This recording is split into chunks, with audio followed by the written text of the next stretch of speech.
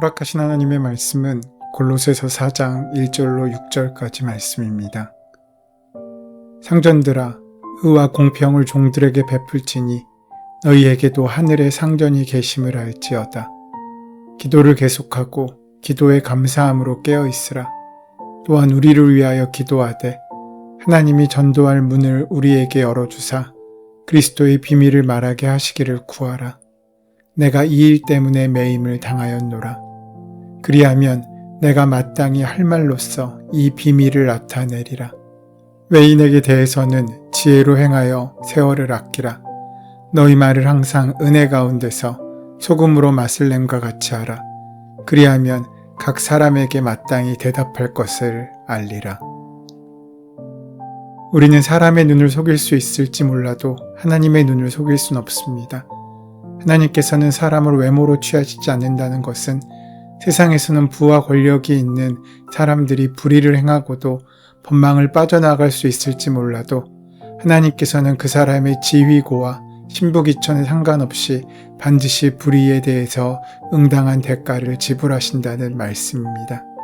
하나님은 공의의 하나님이십니다.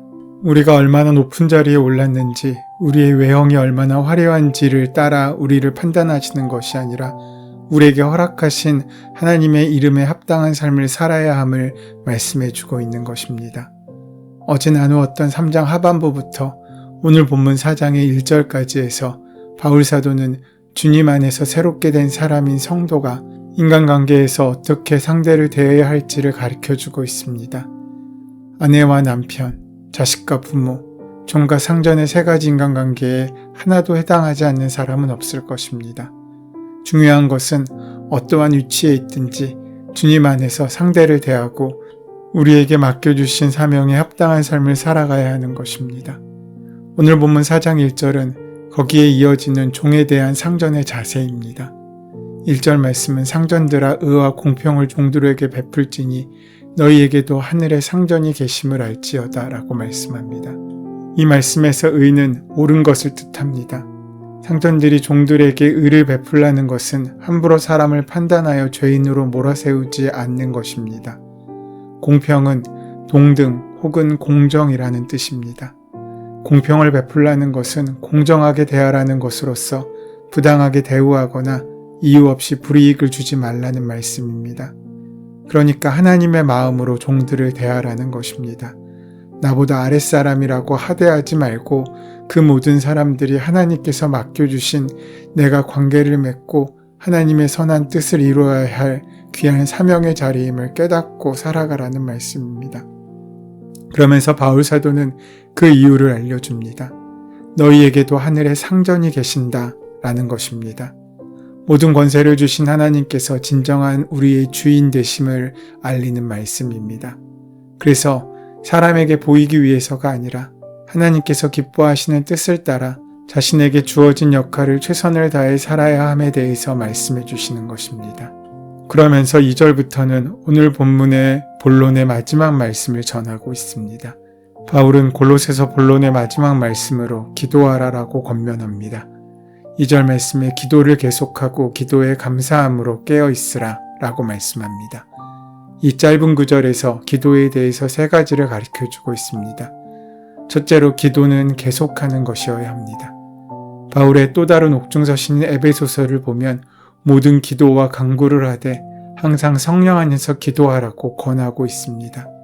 또 많은 그리스도인들이 익히 알고 있는 말씀인 데살로니가 전서 5장 16절로 18절에서도 항상 기뻐하라, 쉬지 말고 기도하라, 범사에 감사하라며 쉬지 않고 기도하기를 권면합니다. 그런데 많은 그리스도인들, 특히 신실하게 살기 원하는 그리스도인임에도 불구하고 기도하는 일은 결코 쉽지 않습니다. 기도는 저절로 되지 않습니다. 의지를 다하고 훈련함으로써 기도의 깊이가 깊어지고 기도의 폭이 넓어지게 됩니다.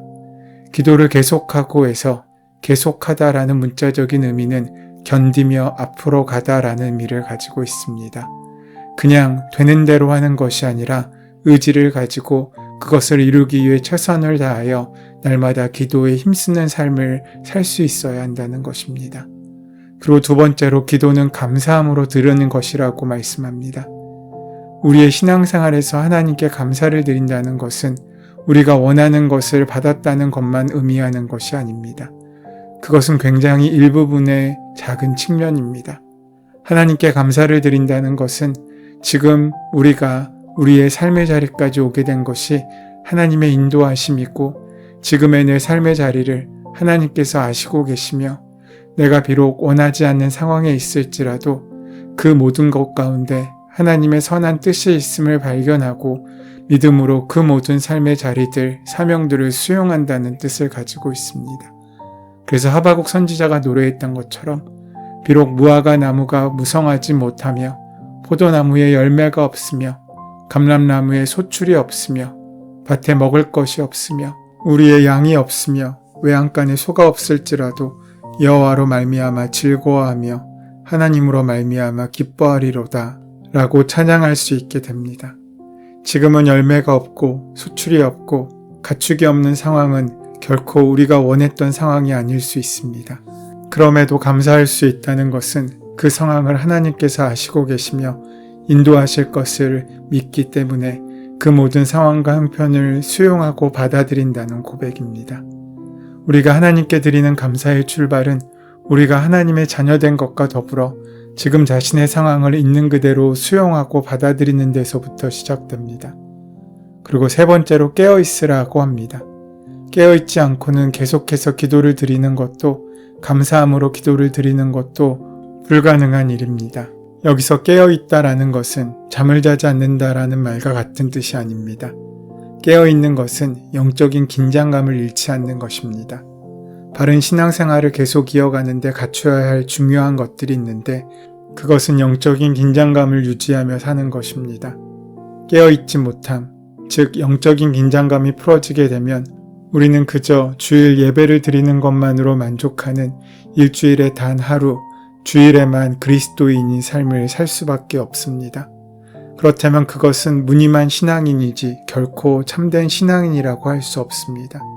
우리가 온전히 깨어 있어야 참된 그리스도인이 될 수 있습니다. 그러면서 바울은 이렇게 기도해 달라고 골로새 교회에 요청합니다. 3절에 또한 우리를 위하여 기도하되 하나님이 전도할 문을 우리에게 열어주사 그리스도의 비밀을 말하게 하시기를 구하라. 내가 이 일 때문에 매임을 당하였노라. 당시 바울은 제자 중에 제자, 사도 중에 사도였습니다. 그렇게 능력 있는 사람이 연약한 골로새 교회 사람들에게 지금 기도를 부탁하고 있는 것입니다. 그 위대한 사도인 바울도 기도의 동역이 필요했던 것입니다. 우리 중 다른 사람의 기도가 필요 없을 만큼 강력한 그리스도인은 단 한 명도 없습니다. 또한 다른 사람을 위해 기도해 줄 수 없을 만큼 연약한 사람도 없습니다. 우리는 모두 서로를 위해 기도하는 사람입니다. 주님께서는 그 기도를 통해서 우리가 하나 된 것을 확인시켜 주십니다. 특히 바울은 자신과 함께 있는 사람들을 위해 기도할 때 전도할 문을 우리에게 열어달라고 요청하고 있습니다. 자신의 가침이 복음 전파의 걸림돌이 아니라 디딤돌이 되게 하고 싶었던 것입니다. 그래서 바울은 자신들이 그리스도의 비밀을 말할 수 있도록 기도해 달라고 요청하고 있는 것입니다. 바울에게 그리스도는 신비 그 자체였습니다. 자신은 예수 그리스도에게 그렇게 적대적이었고 그를 따르는 사람들은 투옥되는 것이 당연지사였고 심지어 죽임을 당하는 것도 옳다고 생각했던 적이 있습니다. 그래서 그리스도인들을 잡아들이기 위해 살기 등등하여 다메섹을 향하고 있을 때 부활하신 예수 그리스도께서 그를 찾아와 주셨습니다. 하나님이 인간을 찾아오신 것은 거의 있을 수 없는 일인데 그렇게 적대적이었던 자신을 찾아와 주신 것은 더욱더 있을 수 없는 일이었고 자신을 그리스도의 사도로 삼아주시는 것은 상상 밖의 일이었습니다. 그래서 바울은 그리스도를 신비라고 표현할 수밖에 없었고 그 신비를 전하는 통로가 되는 것은 마땅한 일이었습니다. 그 그리스도의 신비를 전하려다 옥에 갇히게 되었고 메인바된 바로 그것은 고통이나 고난이 아니라 바울에게는 말로 표현할 수 없는 감격이었습니다. 4절 말씀에 그리하면 내가 마땅히 할 말로서 이 비밀을 나타내리라 고 지금 바울은 말합니다. 그래서 골로새 교회가 자신을 위하여 기도해 주시면 자신은 목숨을 다하는 날까지 그리스도의 신비를 전하고 싶다고 그 마음의 뜻을 피력하고 있는 것입니다. 그렇게 그가 만나고 경험하고 전했던 신비를 지금 우리가 만나고 경험하고 있지 않습니까? 우리 각자는 어떻게 그리스도인이 되었고 그리스도를 알게 되었습니까? 우리가 그리스도를 만나고 그리스도의 은혜 가운데 구원받은 그 모든 일들이 다 신비이지 않습니까? 사실 우리가 그리스도를 주님이라고 고백하기 훨씬 이전부터 주님께서 다양한 사람들을 통해서 다양한 방법으로 우리에게 손 내밀어 주시지 않으셨습니까? 그래서 우리는 그리스도의 신비를 간직한 사람들이고 그리스도의 신비를 전하는 주님의 통로들입니다. 그래서 5절 6절은 그리스도의 신비를 아는 사람들이 세상 속에서 어떻게 살아야 할지에 대해서 권면합니다. 그리스도인들은 세상 사람들이 볼 때 지혜롭게 행하는 사람들이라는 말을 듣는 존재여야 합니다.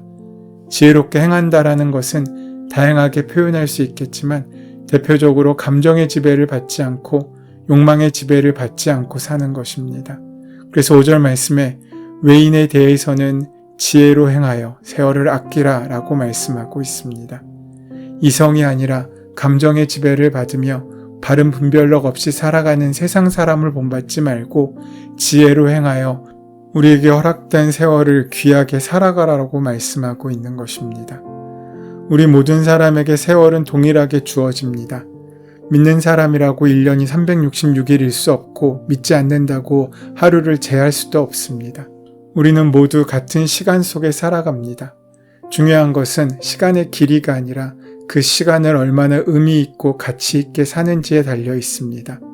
오늘 본문에서 말하는 세월을 아끼라 라는 말은 그저 근면하고 성실하고 부지런하게 시간을 잘 선용하라라는 것의 의미를 넘어선 말씀입니다. 세월을 아끼라에서 아끼라는 헬라어는 엑소고라조라는 말인데 이 말은 바다에서 물고기를 건져 올리는 것과 같은 의미로 사용됩니다. 즉, 아무리 많은 물고기가 바닷속에 있다고 할지라도 그 물고기 가운데 내가 낚아 올린 물고기만이 내 물고기일 수 있습니다. 우리에게 스쳐 지나가는 많은 시간들 가운데 우리가 의미로 붙잡는 시간만이 나의 시간이 되고 그 시간 속에서 우리는 살아가고 우리의 가치를 발견하게 되는 것입니다. 세월을 아낀다는 말은 우리에게 허락된 동일한 시간을 하나님의 영광에 합당한 삶으로 귀하고 존귀하게 만들어가야 한다는 것입니다. 그것이 바로 성경이 말씀하는 세월을 아끼는 것입니다. 우리는 세상 사람들과 다른 차별성을 갖고 있는 것이 아닙니다. 다른 것을 가지고 사는 것이 아닙니다. 같은 시간에 다른 의미의 삶을 살게 되는 것입니다. 그렇게 의미 있는 시간이 많아지는 사람일수록 장수하고 영혼에 이르는 귀한 삶을 삽니다. 또 바울 사도는 이렇게 권면합니다. 6절 말씀에 너희 말을 항상 은혜 가운데서 소금으로 맛을 낸과 같이 하라. 그리하면 각 사람에게 마땅히 대답할 것을 알리라. 우리 그리스도인의 말이 어떠해야 하는지 두 가지로 말씀해주고 있습니다. 먼저는 항상 은혜 가운데서 해야 한다고 말합니다. 이 말씀을 달리 표현하면 감사 속에 있어야 한다는 것입니다. 감사는 지금까지의 인도하심과 지금의 삶의 자리와 상황을 그대로 수용하는 것입니다. 그렇게 삶을 수용하는 사람은 나의 나된 것은 주님의 은혜라는 감사의 고백이 저절로 나올 것입니다. 두 번째로 그리스도인의 말은 소금으로 맛을 내는 것과 같아야 한다고 말씀합니다. 예수님께서도 산상수훈에서 이렇게 말씀하십니다. 너희는 세상의 소금이다. 지금도 그렇지만 당시의 소금의 가장 중요한 두 가지 기능은 음식에 썩는 것을 막는 기능과 맛을 내는 기능이었습니다. 그래서 너희는 세상의 소금이다라는 말의 의미는 세상은 썩어져가는 곳이라는 의미를 갖고 있습니다. 하지만 믿는 사람들은 그렇게 썩어지는 세상 가운데 참된 가치가 무엇인지를 보여주는 하나님의 귀한 생명의 통로가 되는 사람이어야 한다는 것입니다. 또한 소금은 맛을 내는 역할을 합니다.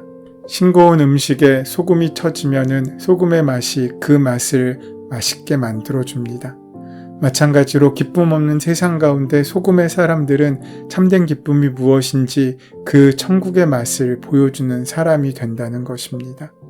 그래서 그리스도를 알고 그리스도의 말씀을 아는 우리들은 그들에게 참된 대답을 해줄 수 있어야 됩니다. 그리스도가 우리 인생의 답이다라고 말입니다.